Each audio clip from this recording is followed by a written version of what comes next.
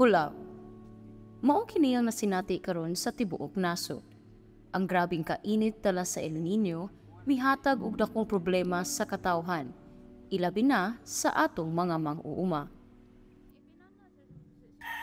Luoy ang pangumana mo diri sa bukid karon kay tungod sa kainit nang matay ang among mga tanom tungod nga walay tubig nga ikabubo. Ingon man nga ang hulaw pirmi masinati matag summer season, kining hulaw nga nasinati karon sa nasod lahi sa mga niaging mga El Nino. Ang El Nino karong tuiga matud sa the Philippine Atmospheric, Geophysical and Astronomical Services Administration kun Pag-asa, ang grabing kainit masinati gikan sa buwan sa Marso hangtod sa Mayo. Tungod niini, grabing kaguol ug hasol ang giatubang karon sa mga mang-uuma. Naay wala naanihi, naasay naanihan. Gamay ra. Dali ra kaayong mamatay ang tanom. Si Beatrice Isok, usa sa mga mang-uuma sa Barangay Adlaon, mipakita sa iyahang umahan. Sili, sikwa ug alugbati ang iyahang gipananom. Apan tungod sa kainit, nihit na ang ilahang mga mapopo matag simana. Sunod sa 30 ka tuig sa pag-uma, karon pa niya nasinati ang grabing kainit ug kalisod sa tubig. O na gamay na lang. Like ang agas jud mismo dili lagi siya kusog. Wala na hinay na. Oras-oras na lang paagason. Magpaagas kag buntag usban gabi. Nya usahan lak baril. Amo tubig pundo-pundo. Ha, sasay? Mauna Sa lang. kauras ra, pundo. Sa kauras. Mm. Ikaw pa mo alsa na dito sa babaw. Takot-takot. Sinangayon, Katakot. balde. Dako gid untag tabang ang tubig sa mga mang-uuma bisan pa man sa kainit. Kay kini maoy nakita nila nga makatabang sa paggam sa ilahang mga tanom ug sa ilang mga kahayupan ug makatabang sa pag-alibyo sa kainit. Apan, mausab kini ang lisod pangitaon karon. Sigun sa Barangay Secretary sa Barangay Adlaon, nagkuha na sila og mga report sa mga mang-uuma bahin sa mga damage sa ilahang umahan tungod sa hulaw. Ito, nanganrigid po sa kuwan. Kaya, undo, ang niya, para manggirunta na, ang kuwan na ng niya, para sa panguma. Dili na din ka kuwan. Yung nakafagapod, ay hilingan ba?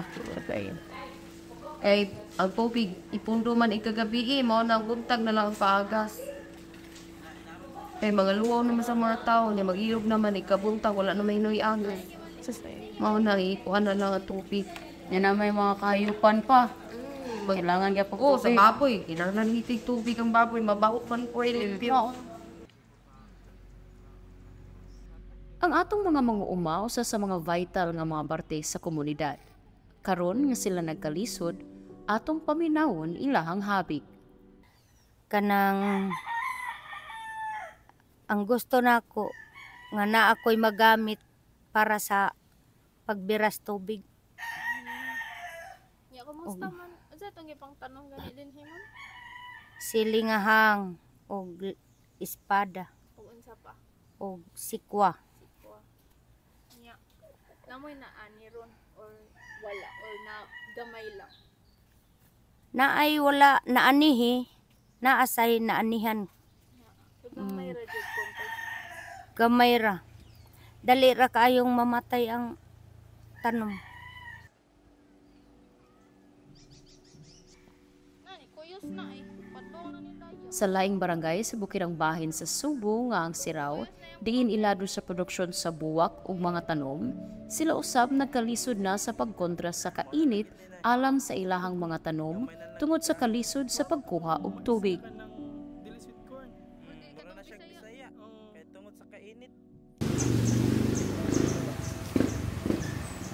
Kuan, ang akong mga silbi na ng mais nga daot gid sa init.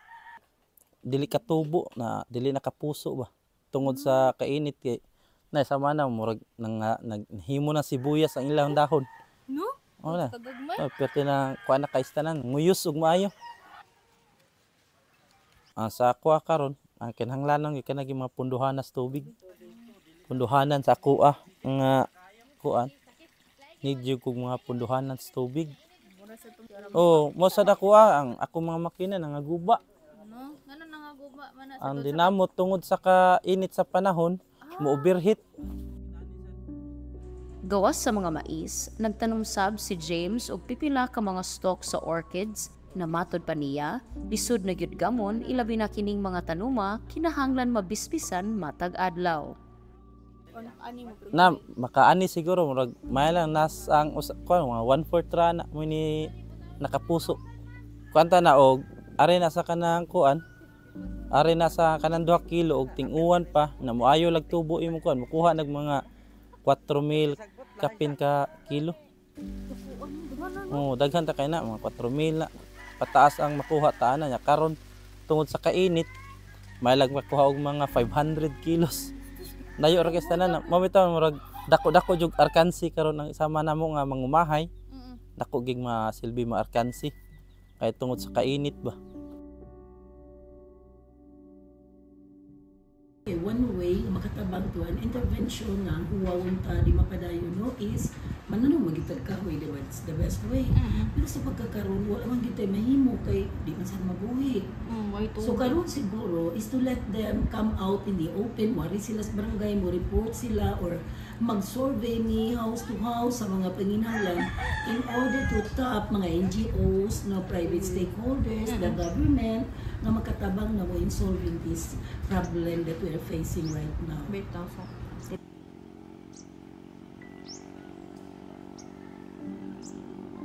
Tubig ang tubag sa kalisod sa mga mang-uuma o mga residente karon sa Subo ug sa nasod. Ang kakuwangon sa tubig mo'y dakong hagit sa mga mang-uuma sa pagbuhi sa ilahang mga tanom ug mga kahayupan nga mo'y nagsilbing panginabuhi nila.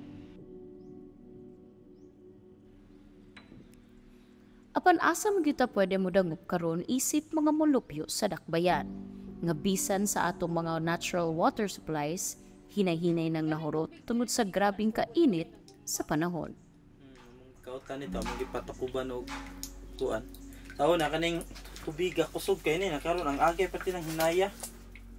Mao man